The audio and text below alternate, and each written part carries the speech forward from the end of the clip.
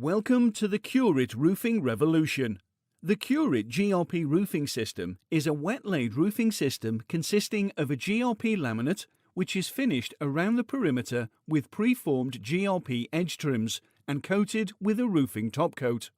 This video will demonstrate how to install a Cure-It GRP waterproofing system in a cold roof build-up.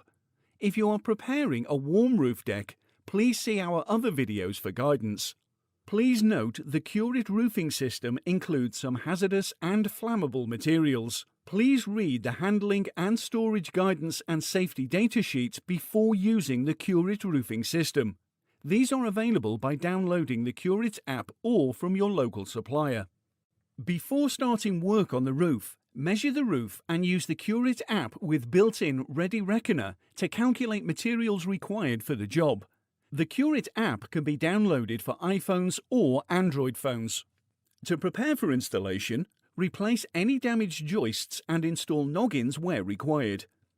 Noggins are recommended to remedy any play in joists and to provide extra reinforcements for wider or loose joists. The maximum span between joists is 600 mm. Consider the insulation and ventilation at this stage, along with whether the fascia and guttering should be replaced, though this should be done before the decking is fitted. It is recommended to chase out a mortar line at this stage if lead flashing is required. Use the fall helper on the Cure-It app to check the falls of the roof and determine if furrings are required.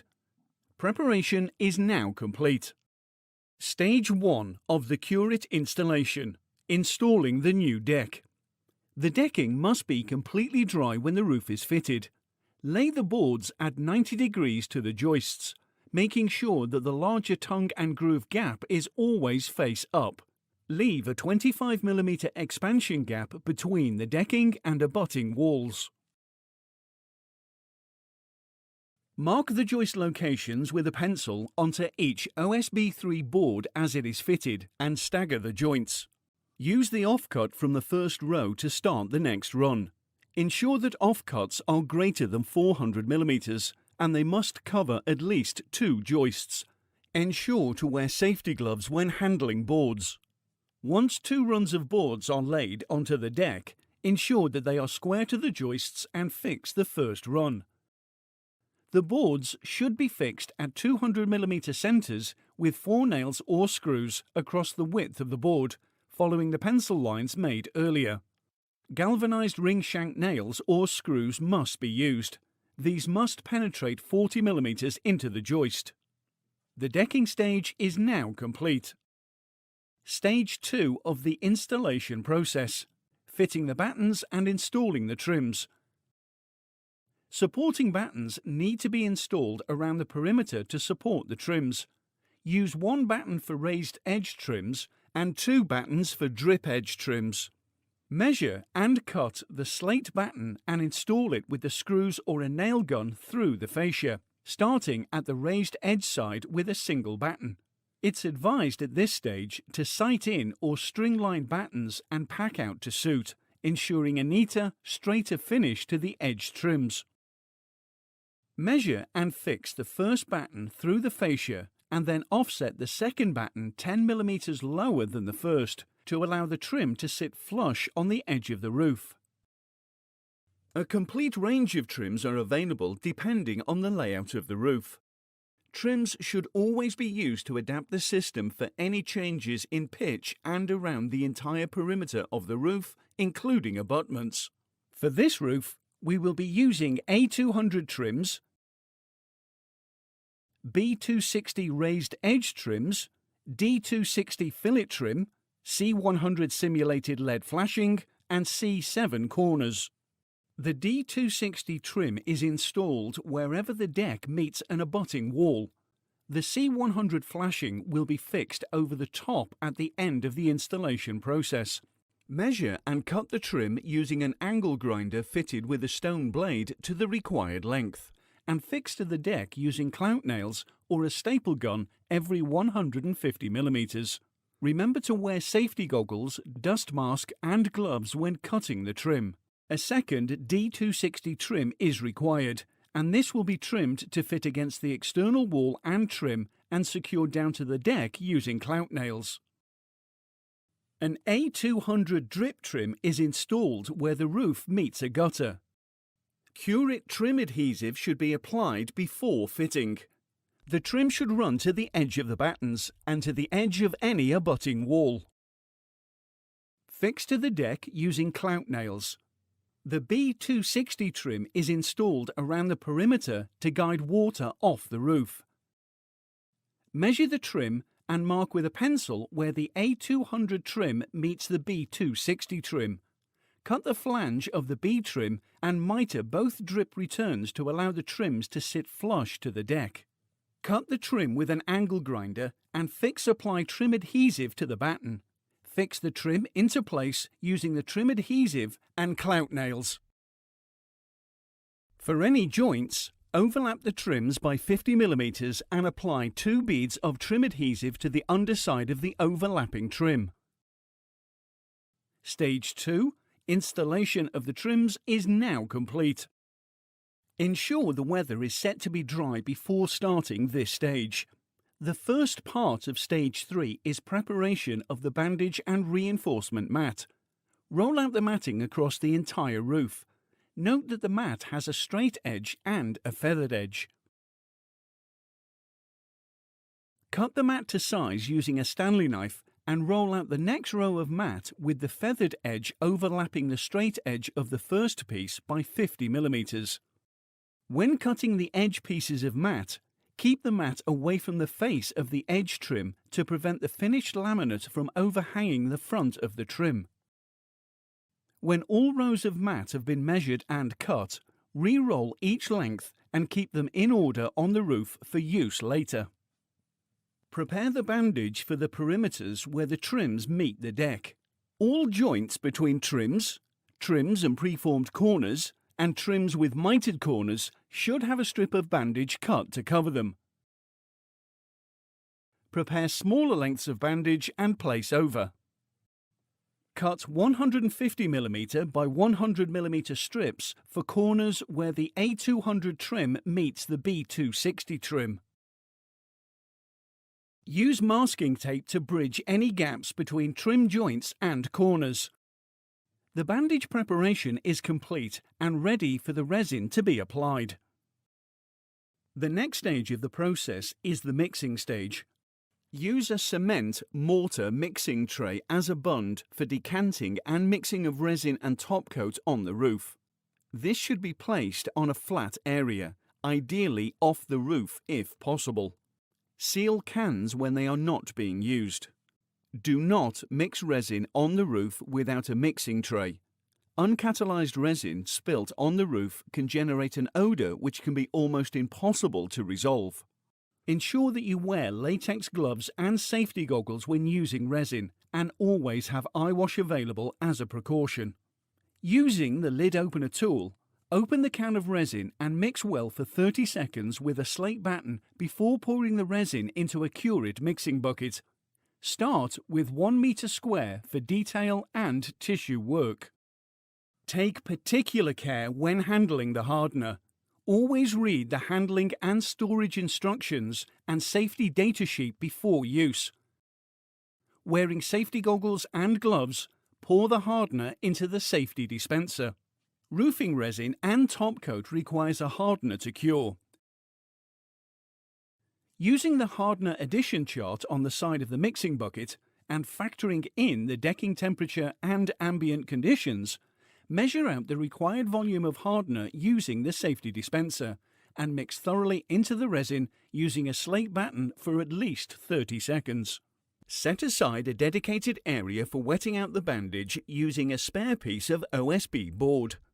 Take the smaller lengths of bandage that have been set aside for corners and detail. Ensure the bandage is saturated with resin and transparent. The bandage can then be carried to each detail on the roof and laid over the top. Lay the bandage strips over any joins in the trim and in areas where two trims join together. Take the square piece of bandage and lay over the end of the A200 and B260, ensuring the whole void including corner is covered, After a minute, the resin will saturate the mat and it can be molded to shape. Using a brush with a little resin, dab away from the corner, pulling the bandage tight and down to the bottom edge of the drip trim, making sure the bandage is saturated with resin and doesn't contain any trapped air. The bandage strips can now be applied to where the deck and trim meet. Use a 3-inch roller to apply the resin mix with hardener to the deck and trim area. Lay the strips of bandage on the wet deck and coat with resin. It is important to paddle roll the strips of bandage. While the resin is still wet, offer the detail tissue up to the corner. Use a roller to shape and finish the corner work for a neater corner look. Stage 3 is now complete, and all bandage detail has been applied to the roof. Stage 4 of the installation process. Laminating the main body of the roof. 2 people are required for laminating the roof, one to apply the resin and the other to consolidate the laminate. Start with a small batch of resin for the first couple of square meters, approximately 2 meters square following the hardener instructions. Work in 1 meter square sections, starting with the furthest point from the access to the roof. Ensure that the decking area is dry before laying the laminate. A wet surface can lead to delamination. Safety goggles and latex gloves are required when applying the resin, and eye wash should be available in case of emergency. Have the pre-cut roll of reinforcement mat ready for the entire 1 meter wide strip, and using a 6-inch roller, apply 3 rollers full of resin onto the first meter square area of that section. Take the first piece of reinforcement mat that was measured earlier and roll out over the resin. Apply 6 rollers full of resin over the reinforcement mat, working 1 roller's width at a time. Each roller full of resin should be placed into the middle of the mat and applied, rolling the resin away from the middle and then back towards the other end to cover the strip. It's important to ensure the matting is completely saturated with resin at this stage. Move on to the next square meter of decking and repeat the process, applying the resin to the deck, covering with reinforcement mat and applying 6 rollers of resin on top of the reinforcement mat. Check for dry areas and pinholes as you go. Pinholes in the laminate will lead to porosity and water penetration. If in doubt, apply a little more resin. As one person continues to apply the reinforcement mat and resin in 1 meter square sections, the second person can start to consolidate the laminate using the paddle roller. This is the most important stage of laminating. It ensures the reinforcement mat is saturated with resin and any trapped air is removed. Roll the paddle roller in a slow, controlled motion over the resin-soaked mat. Make at least 4 to 5 separate passes over the same meter square area until the mat is transparent. When a laminate is correctly wet out, it should be transparent. There should be no white or opaque areas. The paddle roller may produce a fine mist if used too vigorously. Take particular care in windy conditions, as the resin will stick permanently to whatever it lands on. Before wetting out the first square meter of the second row, go back to the paddle rolled first square meter and apply a wash coat of half a roller full of resin. After applying a wash coat to the first square meter, start on the next run. Remember that each subsequent run should overlap the last by 50 mm, ensuring that the feathered edge is laid over the square edge, and repeat the laminate process. Work along the entire roof in rows until the entire roof deck is complete. Remember that if it rains during any stage of laminating, stop and cover the roof with a visqueen sheet. Water and moisture will contaminate and ruin the laminate. Blend the edges with a brush. Don't walk on the roof whilst resin is still wet. The laminating stage is now complete. The final stage of the installation process is stage 5, top coating. Taking care and paying attention at this stage will produce a roof of superb appearance. To prepare the laminate for the top coating stage, lightly sand the main laminate with a 40 grit sandpaper.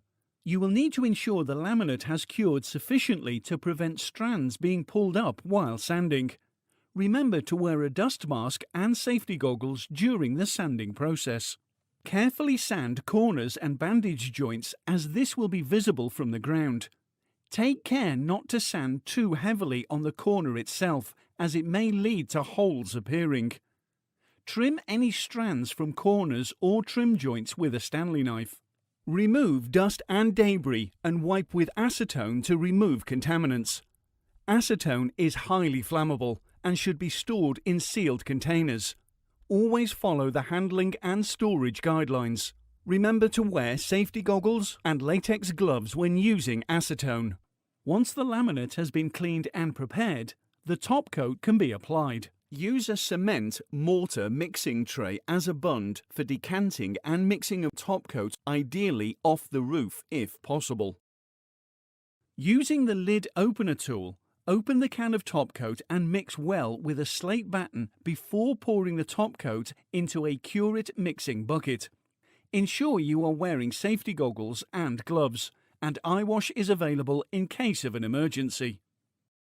Using the hardener addition chart on the side of the mixing bucket, measure out the required volume of hardener using the safety dispenser and mix into the top coat using a slate batten for a minute. The trims, corners and any areas of detail should be top coated before the main body of the roof. Use a 3-inch roller when applying top coat to trims and corners and a brush for detailed areas. Before applying top coat to the main area of the roof, fix a C100 simulated lead flashing trim with a C7 internal and external corner using Curate trim adhesive. Seal the C100 trim using lead mate. Once top coat has been applied to corners and trims and the C100 trim has been fixed into place, use a 6-inch roller to apply the top coat to the main area of the roof. 0.4 kilograms of top coat should be used to cover every square meter. Do not use more than this. Once the top coat has been applied, the roof should be completely cured within 24 hours. Do not apply water unnecessarily to the roof before this point. The Curate GRP waterproofing system is complete. For instructions on installing Curate to other specifications, see our other guidance videos.